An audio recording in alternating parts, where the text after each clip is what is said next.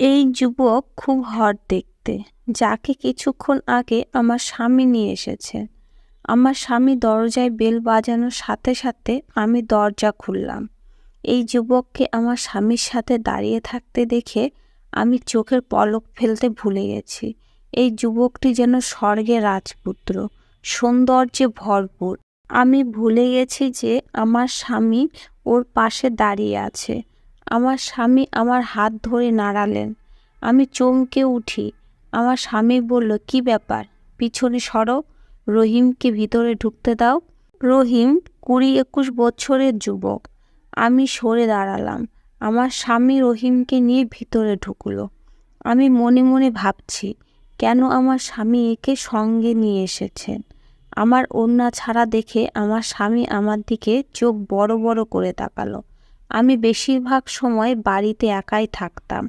বাড়িতে আমি আর আমার স্বামী ছাড়া আর কেউ ছিল না। সেজন্য আমি বাড়িতে ওড়না পরতাম না। কিন্তু যখন তাকে ওই রকম চোখ করে তাকাতে দেখে আমি বুঝতে পেরে যাই যে আজ তার সাথে অন্য পুরুষও আছে। তাই সাথে সাথে ওড়নাটা চেয়ার থেকে নিয়ে গায়ে জড়িয়ে নিলাম। কিন্তু রহিম আমার দিকে একবারও চোখ তুলে তাকায়নি। এখানে আসার পর থেকেই চোখ নামিয়েই দাঁড়িয়ে আছে। আমি আমার স্বামীকে জিজ্ঞেস করলাম, এটা কে? সে বলতে লাগলো, এ সহায় সম্বলহীন, কিন্তু এ সৎ এবং ভদ্র।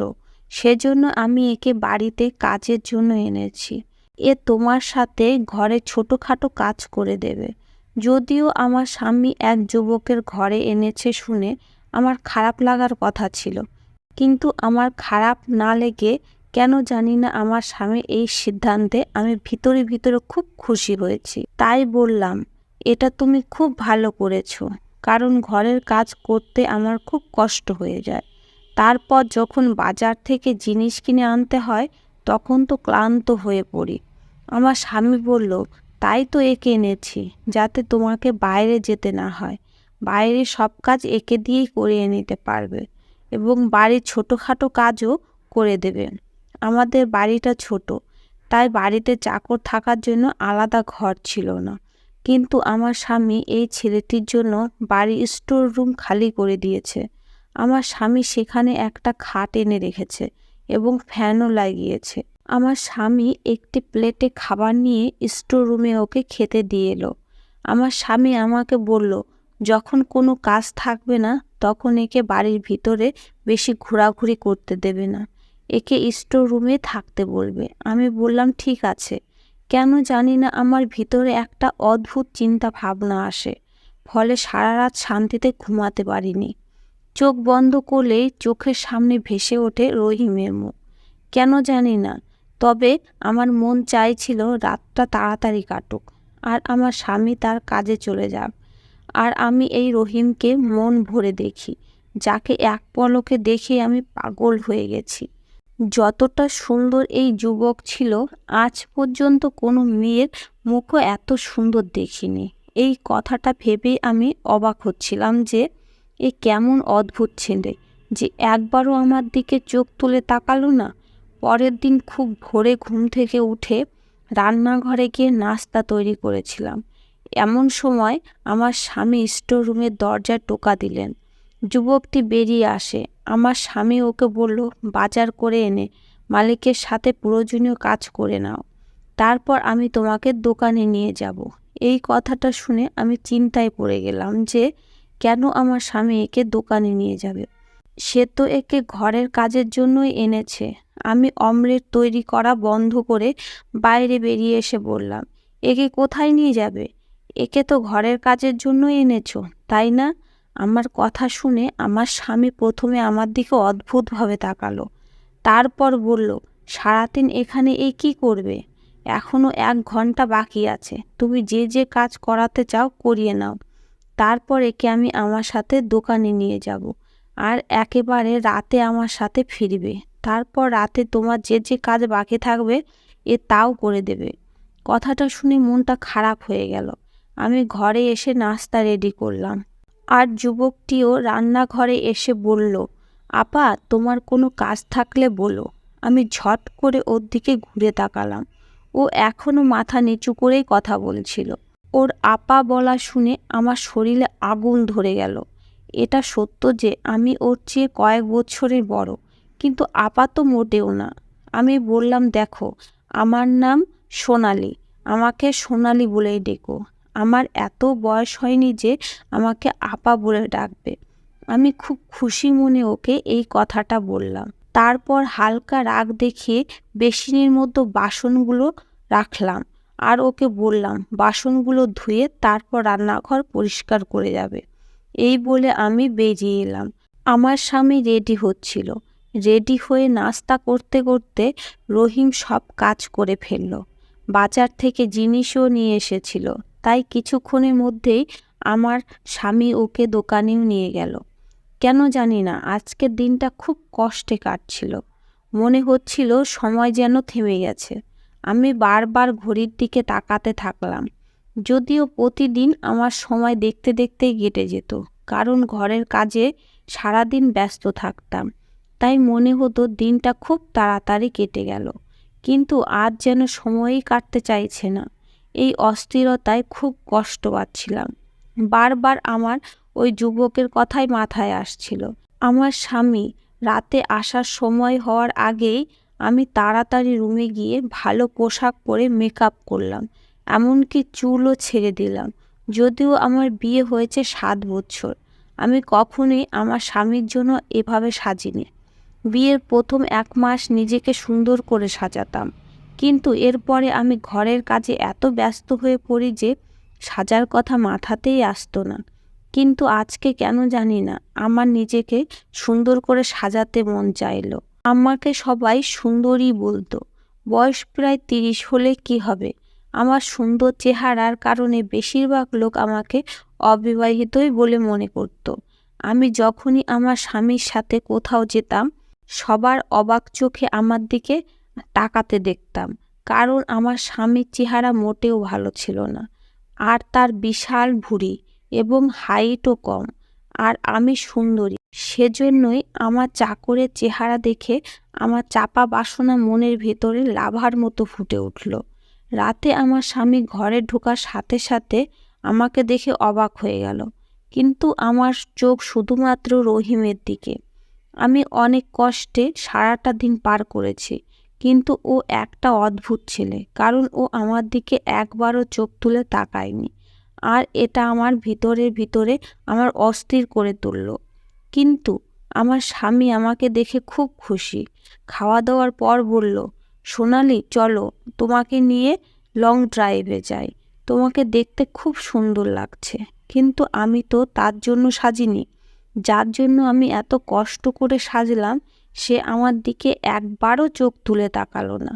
আমি চেয়েছিলাম ও আমাকে দেখুক এবং আমাকে দেখার পর ও অবাক হোক, কারণ আমিও দেখতে কম সুন্দরী না। কিন্তু ও তো সোজা স্টোর রুমে চলে গেল। আমি আমার স্বামীকে বললাম, আমার মাথা ব্যথা করছে, আমি কোথাও যেতে পারবো না।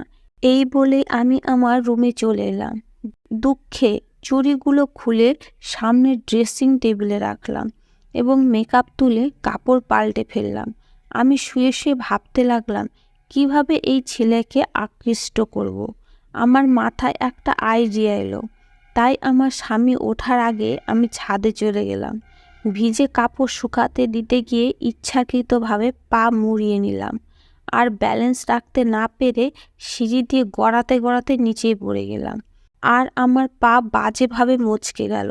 যা ভেবেছিলাম ঘটনাটা তার উল্টো ঘটে গেল। আমি চিৎকার করে কাঁদতে লাগলাম। আমার স্বামী এবং রহিম দুজনই ঘর থেকে দৌড়ে বেরিয়ে এলো।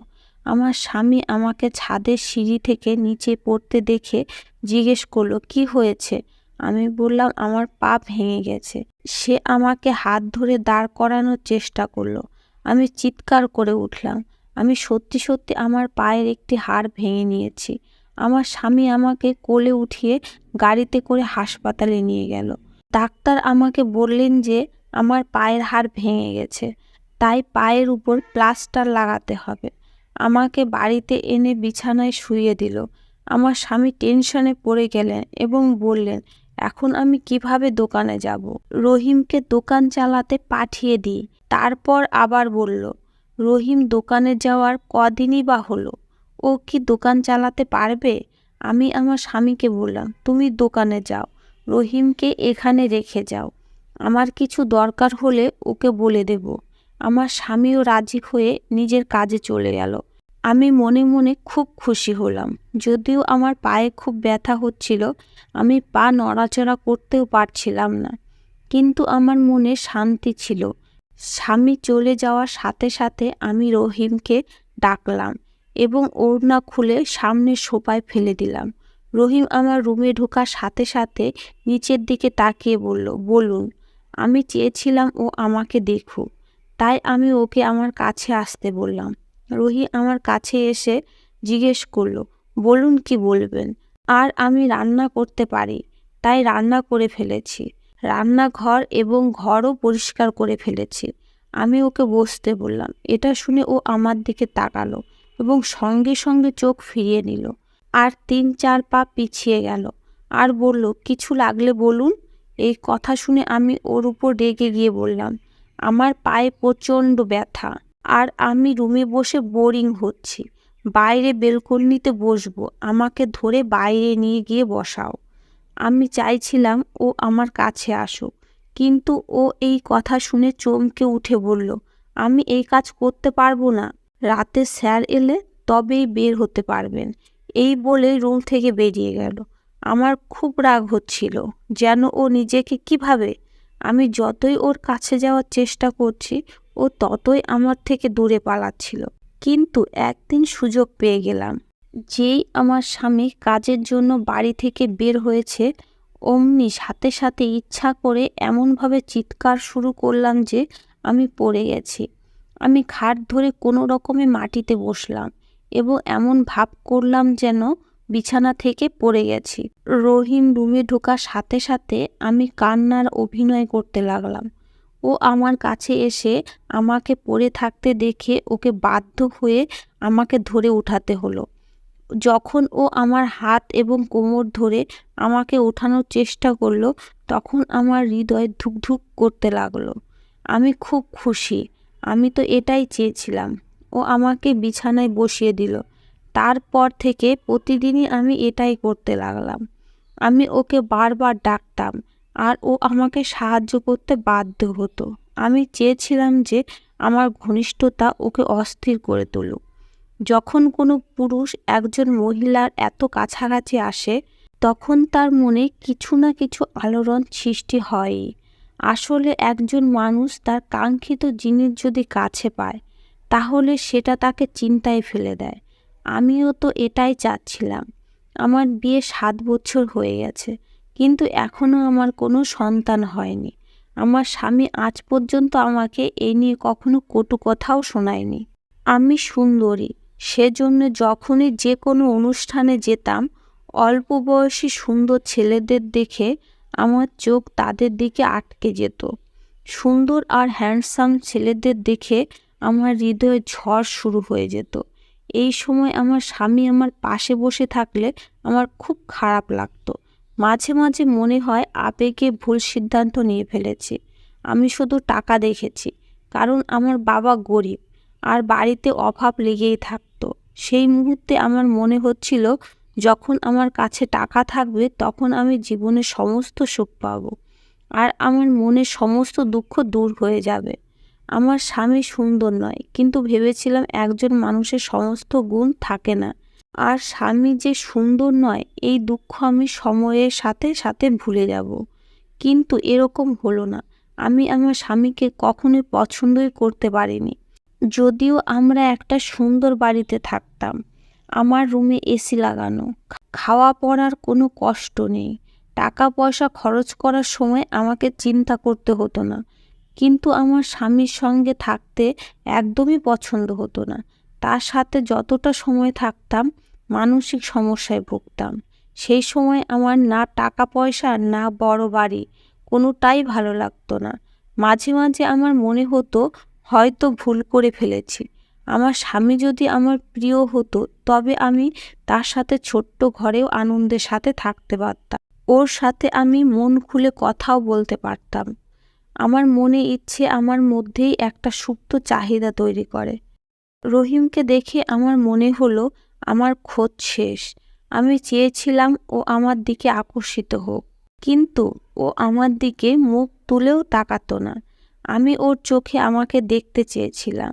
এখন আমার পা অনেকটাই সেরে গেছে, প্লাস্টারও খুলে ফেলেছি, কিন্তু আমি হাঁটার সময় ইচ্ছাকৃতভাবে ব্যথার অভিনয় করতাম, যাতে ও আমাকে ধরে হাঁটতে সাহায্য করে। আমার স্বামী আমাকে একটা স্ট্যান্ড কিনে দিতে চেয়েছিলেন, যাতে আমি তার সাহায্যে সহজেই হাঁটতে পারি। আর ডাক্তারও বলেছিল আপনি আপনার পায়ে ভর দিতে পারেন। আমি আমার স্বামীর দিকে চোখ গরম করে তাকিয়ে বললাম, ডাক্তার কিভাবে বুঝবে আমার ব্যথা কি হচ্ছে কি না? তার কি, সে তো আমার হাঁটার কষ্ট বুঝতে পারছে না।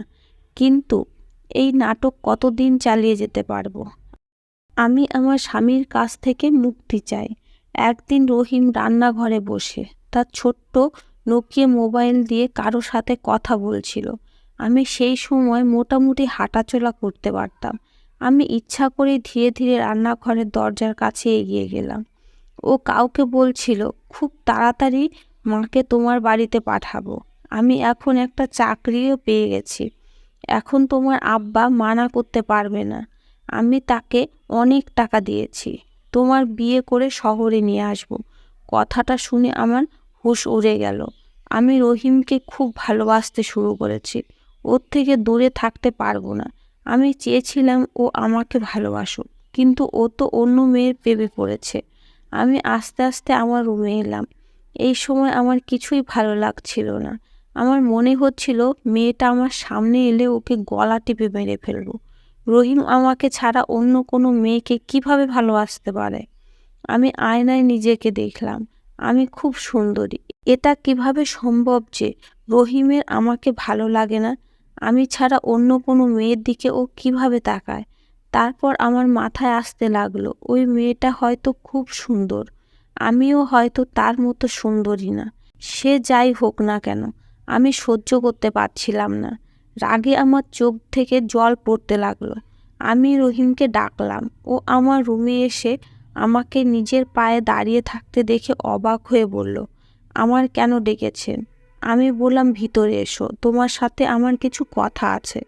ও ঘরে ভিতরে এলে আমি ওকে বললাম, আমি তোমাকে ভালোবাসি। ও আমার এই কথা শুনে আমার মুখের দিকে প্রথমবার তাকালো, সেটাও ঘৃণার চোখে। ও বলল, এ কথা বলতে আপনার লজ্জা করে না? আমি বললাম, তুমি হলে এতই সুন্দর, এতে আমার কোনো দোষ নেই। তারপর আমি আলমারি থেকে অনেক টাকা বের করে ওকে দিলাম। ও এত টাকা দেখে অবাক হয়ে গেল। আমি বললাম, আমি তোমাকে টাকা দিয়ে ভরে দেব, যদি তুমি আমার ইচ্ছা পূরণ করো। আমি শুধু এই অবধি বলেছি, তখনই ও আমার গালে কষিয়ে থাপ্পড় মারল এবং বলল, আমি মালিককে সব কথা বলে দেব যে আপনার চিন্তা ভাবনা কি।